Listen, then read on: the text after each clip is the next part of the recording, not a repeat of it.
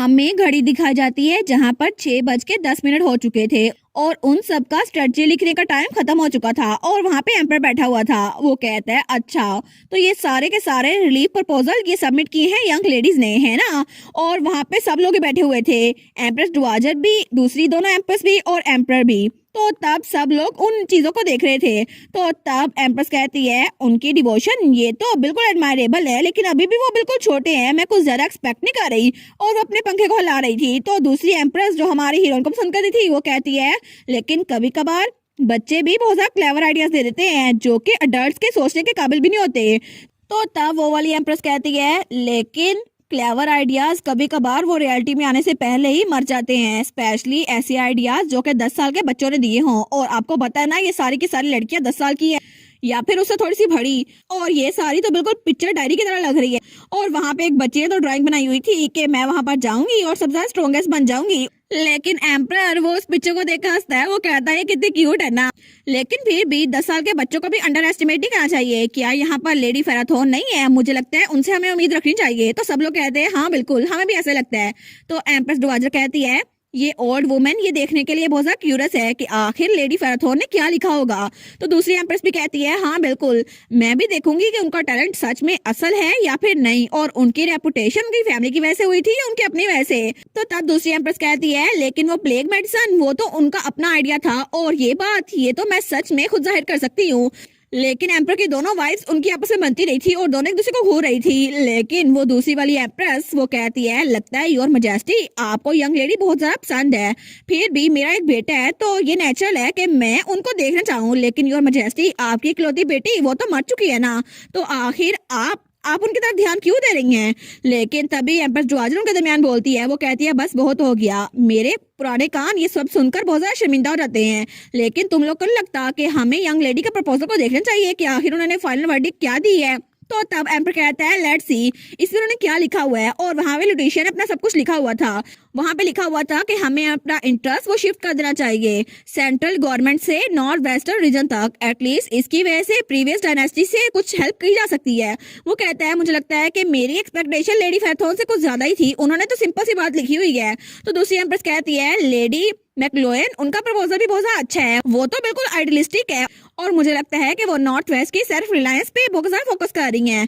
तो एम्पर कहता है वेल मुझे लगता है कि यंग लेडी फेराथोन उनके पास कोई मैजिक नहीं है, हालांकि उनके भाइयों और उनके फादर के पास मैजिक है, इसलिए उनकी हेल्प नहीं की जा सकती। तो तब उसका एडवाइजर कहता है मैंने सुना था कि लेडी फेराथोन वो लाइब्रेरी नहीं गई और उन्होंने बाकी लड़कियों से डिस्कस नहीं किया। तो एम्पर कहता है अच्छा ये बात है, तो इसका मतलब है कि उसने सब कुछ खुद ही फिगर आउट कर लिया होगा। कितना इंटरेस्टिंग है ना। तो एम्पर कहता है वेल मुझे लगता है कि उसका पास कंडक्ट वो बहुत ज्यादा सेटिस्फैक्टरी था और प्रपोजल उसमें भी किसी चीज की कमी नहीं है, तो मे भी हमें उसे फारस तक लेके जाना चाहिए। तो तब एम्प्रेस दोनों भी कहती है हाँ हाँ बिल्कुल। लेकिन तभी एम्प्रेस डुआजर वो कहती है क्या आखिर ये क्या चीज है? वो कहती है तुम लोग 1 मिनट रुको, उसको फारस तक नहीं लेके जा सकते क्योंकि ये आंसर ये तो सेम टू सेम लेडी फेराथोन की तरह है। और वहां पे एक लेडी का आंसर था जो कि सेम टू सेम उसकी तरह था, हमारी हीरोइन की तरह। और तब थोड़ी देर बाद का सीन दिखा रहता है जहाँ पे एम्प्रेस डुआजर एम्पर और बाकी एम्प्रेस भी थी और वहां पे बाकी सारी यंग लेडीज और यंग लॉर्ड भी थे।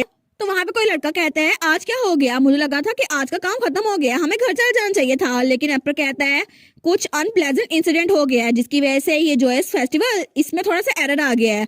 और मैं जितना मर्जी सोचूं लेकिन मुझे लगा था कि बहुत सारे आइडिया सिमिलर होंगे, फिर भी एग्जैक्ट कॉपी करना ये तो हमारी इंसल्ट हुई ना।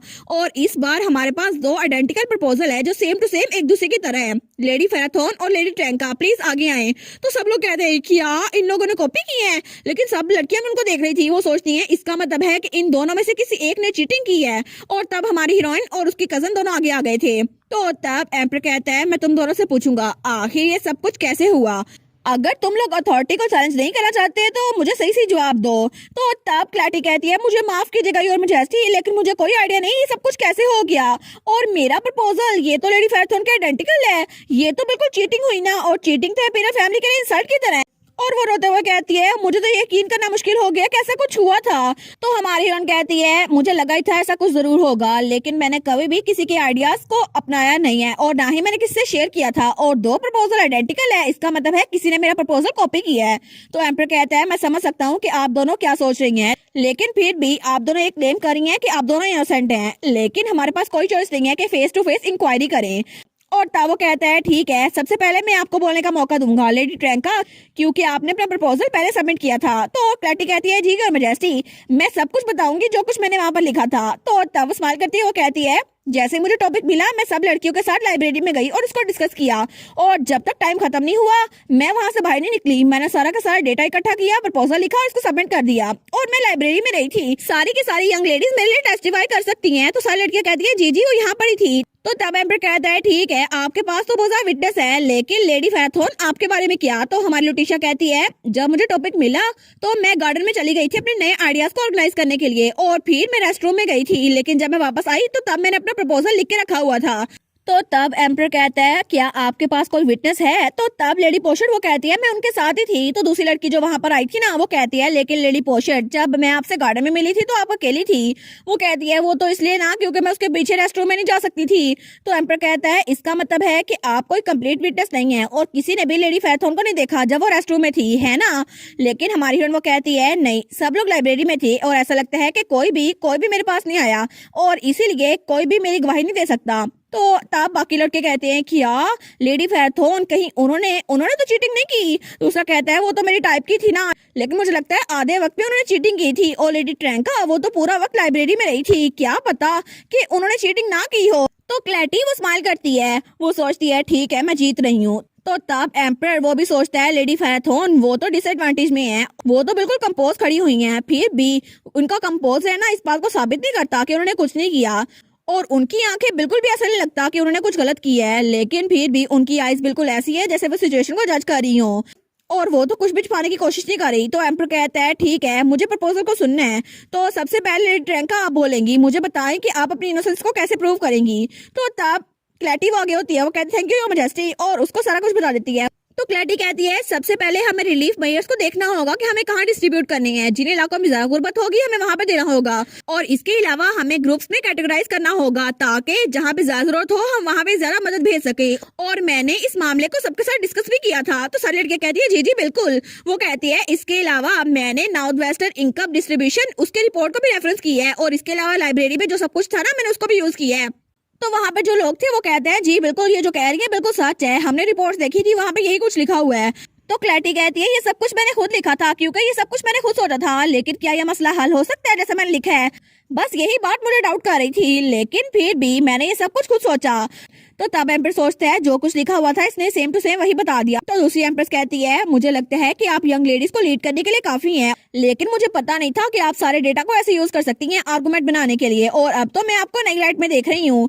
तो तब एम्पर कहती है हमें ये भी देखना चाहिए ना कि लेडी फैराथन क्या बोलती हैं। तो पहले एम्प्रेस वो भी सोच रही थी लुटिशिया प्लीज कुछ तो बोलो, लेकिन लुलू बेचारी वो कहती है मेरे पास आप सबको कहने के लिए कुछ भी नहीं है। तो सब लोग कहते हैं क्या कुछ भी नहीं? तो तब क्लैरिटी भी इसकी तरफ देखती है, वो सोचती है क्या इसने हार मान ली? तो हमारी लुलू कहती है आखिर क्यों, मैं आखिर एविडेंस क्यों प्रोवाइड करूं? हालांकि ये सब कुछ मैंने किया था और वो प्रपोजल तो मैंने पहले ही पेश कर दिया था, और वो तो इतना कमजोर था कि आप लोग इसको कंसीडर भी नहीं कर पाए। आपको लगता है कि मैं दोबारा से कोई एक्सप्लेनेशन दूंगी? और इसी के साथ ये वाला पार्ट यहीं पर ख़त्म। तो आप लोग बताइएगा आप लोग को ये पार्ट कैसा लगा, और वीडियो को लाइक और चैनल को सब्सक्राइब लाजमी कीजिएगा। बाकी वीडियोस का लिंक भी स्क्रीन पर नज़र आ रहा होगा तो काइंडली उनको भी चेकआउट कर ले। और thank you so much for watching my videos. Stay safe, bye bye.